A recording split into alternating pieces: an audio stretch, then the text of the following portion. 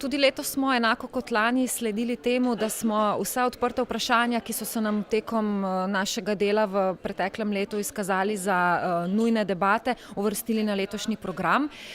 To pomeni vprašanje v zvezi z unovčevanjem garancij. Kakšna je razlika med zavarovanji in finančnimi zavarovanji? Kdaj pride do upravičenosti unovčitve različnih finančnih zavarovanj? Na kakšen način pripraviti kvalitetno gradbeno pogodbo? Kako se izogniti projektantskim odgovornostim, kako naj se naročniki zaščitijo, da bodo dobili ustrezne projektantske oziroma ustrezno projektno dokumentacijo in tudi, da bo gradbena pogodba potekala čim bolj gladko. Pa poudarki so tudi na novi zakonodaji gradbeni, ki se nam obeta. En del je tudi javno-naročniški del, ker vmes se je spremenil tudi zakon o javnem naročanju, kar posledično pomeni, da imamo določene spremembe tudi na področju gradbenega prava in javnih naročil. Skratka, vse to smo poskušali vključiti v ta program in upamo, da nam je to tudi uspelo, da bo aktualen in zanimiv. Glede na precejšnje kritike o stanju na tem področju v Sloveniji, ki so bile izražene na lanskem posvetu, kje vidite možnosti, da se zadeve obrnejo na bolje? Kritike so bile upravičeno izražene že lani in letos jih bo spet kar nekaj, kajti še vedno opažamo kljub vsem opozorilom te, rekla, slabe prakse, ki jih naročniki še kar uporabljajo. Možnost spremembe je v tem, da se čim več o tem pogovarjamo in da se učimo. Da te prakse vrhovnih sodišč, prakse višjih sodišč vnesemo tudi v prakso gradbenega prava, da izobražujemo, da povemo, zakaj določene stvari morda niso tekle tako gladko, kako bi se tem situacijam lahko izognili, in takšni dogodki, kot je današnji, so namenjeni točno temu, da v bistvu znanje, ki ga imamo v praksi ogromno, tudi sodne prakse je ogromno, prenesemo v samo prakso na teren, v fazo izvajanja pogodbe ali pa celo v fazo pred sklenitve pogodbe, ko je vse to še možno implementirati in ko se dejansko res lahko izognemo vsem težavam. Na letošnjih dnevih gradbenega prava z veseljem ugotavljamo, da se vsebine premikajo iz ugotavljanja problemov k njihovem reševanju. V primerjavi z lanskim letom, kjer smo začeli izpostavljati določene slabe prakse, se danes že pogovarjamo o rešitvah, imamo že osnutke oziroma imamo že pripravljene nove pogodbe za gradbeništvo, predvsem tiste temeljne gradbene pogodbe, ki se pri nas najbolj pogosto uporabljajo. In tam noter so rešitve, ki mislimo, da bodo v pomoč tako investitorjem kot izvajalcem. Namreč sledijo načelu, da mora biti razmejitev odgovornosti v izvedbi gradbenega projekta jasna in seveda tudi obveznosti vseh sodelujočih prav tako. Ne želimo, da se pri nas uporabi praksa, da se gradbeništvo vse ocenjuje na palec, da se s tem pravzaprav izjemno potem povečuje tveganja, da so zatem tudi pogosto netransparentne prakse, tudi korupcija, in to vse meče slabo luč na panogo. Gradbeništvo v svetu napreduje tudi na področju informatizacije in tukaj želimo, da tudi v našem gradbeništvu nove tehnologije najdejo svoje mesto, zato pa je pogoj tudi urejena pogodbena razmerja in pa seveda to, da vsi v procesu gradnje kvalitetno upravljajo svoje delo. Tukaj imamo v mislih predvsem projektantske storitve, kjer računamo, da bodo s tem prišle bolj do izraza, da se bo zahtevala njihova kvaliteta in da se bodo na koncu delale tudi pogodbe po popisih del, tako kot se dela v drugih industrijah, in zakaj ne bi tega uveljavljali tudi v gradbeništvu, vse navsezadnje tehnološki napredek, ki ga beležimo, to omogoča. V gradbeništvu se sedaj selijo tehnologije z področja strojništva, industrije, proizvoda, ki so bolj natančne, in v Sloveniji se ne moremo ukvarjati potem z vrednostjo pogodbe, pavšalni vrednosti pogodbe na palec ali tako imenovani ključ v roke, ki so vse pogodbe, ki so visoko tvegane, in mislim, da še posebej v javnem naročanju se jih bo treba še posebej izogibati. Največji problem je, da dejansko se sama primopredaja in končni obračun smatrata kot neke obveznosti izvajalca, pozablja pa se, da gre predvsem za obveznost naročnika. Želela bi poudariti, da gre predvsem za eno temeljnih obveznosti naročnika, in sicer njegovo sodelovanje pri primopredaji, torej prevzemu objekta, in pri končnem obračunu je izredno pomembno. Kar se tiče bodočnosti in problematike v zvezi s tem, bi želela poudariti, da je potrebno v našem mišljenju spremeniti predvsem to, da sta naročnik in izvajalec partnerja od začetka do konca projekta in ne nasprotnika.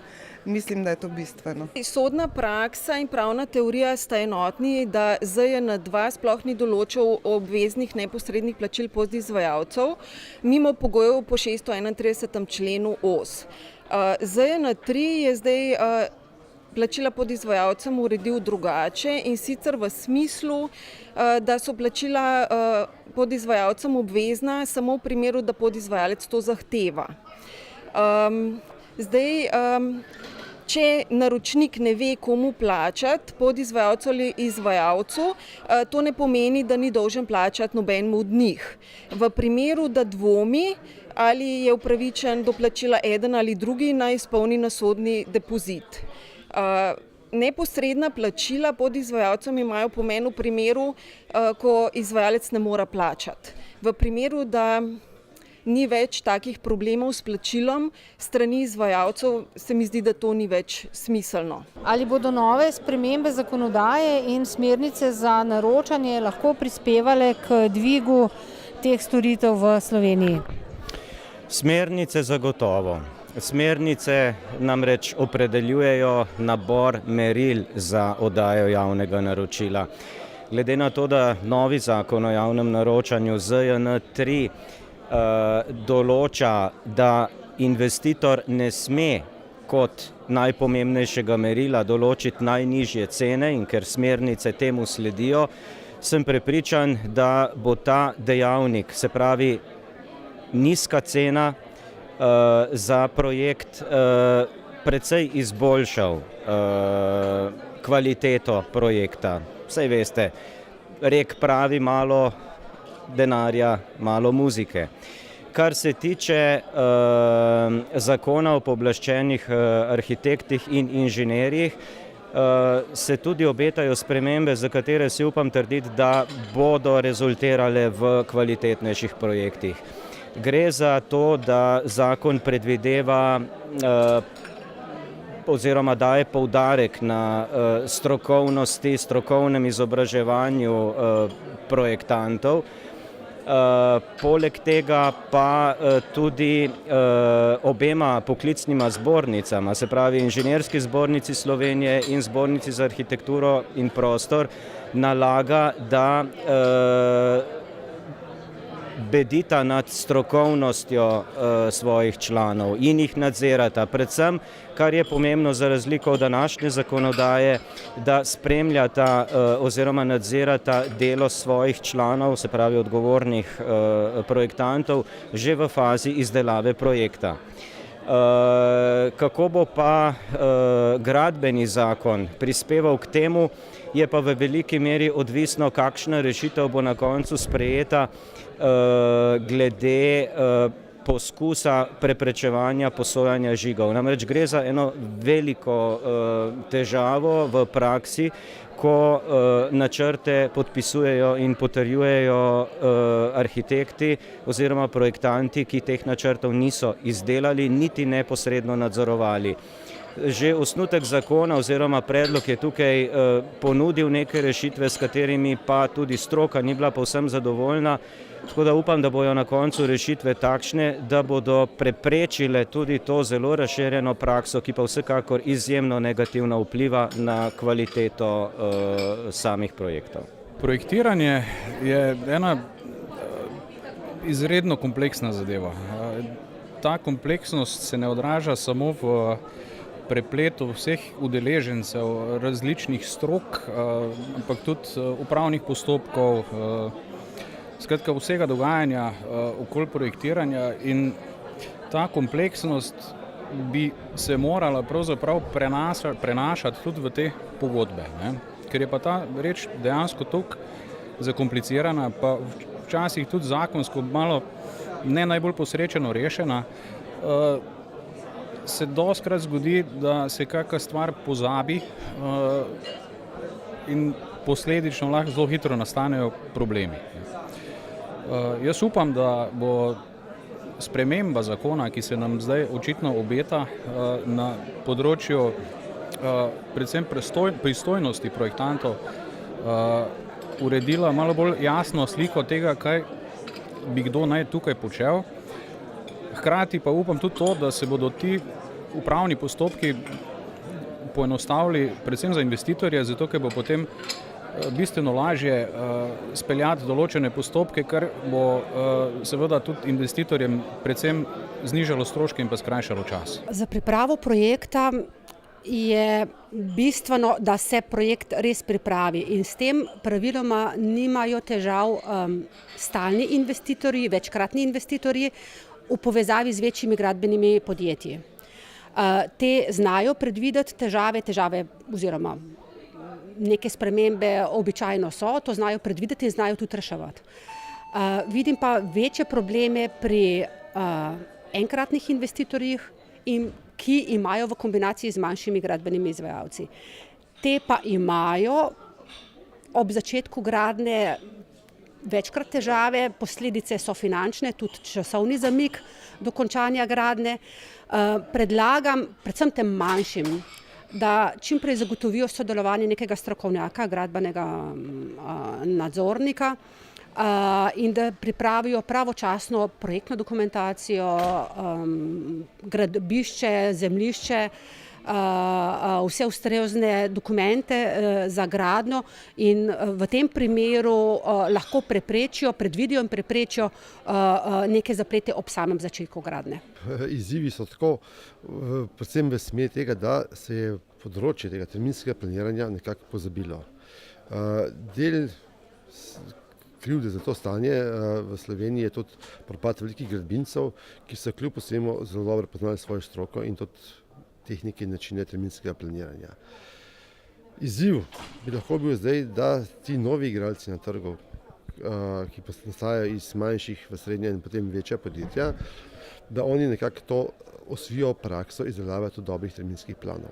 Po mojih poznavanjih teh nekaj podjetij, oni so že to nekako usvojili in to delajo v tej smeri, da se tudi na področju operativnega planiranja terminskih planov res usposobijo, ker počasi spoznavajo, da v bistvu marsikatera zahtevek tekom gradnje, ki jih za njih kot za izvajalce, je odvisen predvsem od dobrih terminskih planov in na osnovi tega, jasno, boljše, ko je, lažje dokažeš in tudi dosežeš neko povrnitev stroškov, ki so recimo s tem nastali.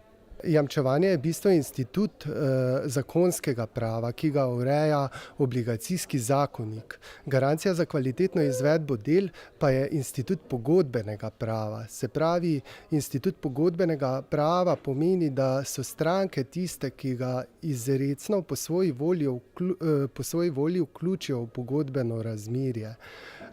Namen obeh dveh institutov pa je enak in sicer to je doseči izpolnitev, ki bo prosta napak, ki bo perfektna, skratka skladno z pogodbo, pravili stroke in projektno dokumentacijo.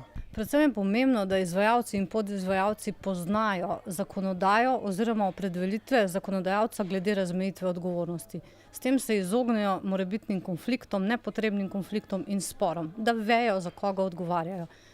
Glede odškodninske odgovornosti za delavce podizvajalca pa je novejša sodna praksa zelo jasna.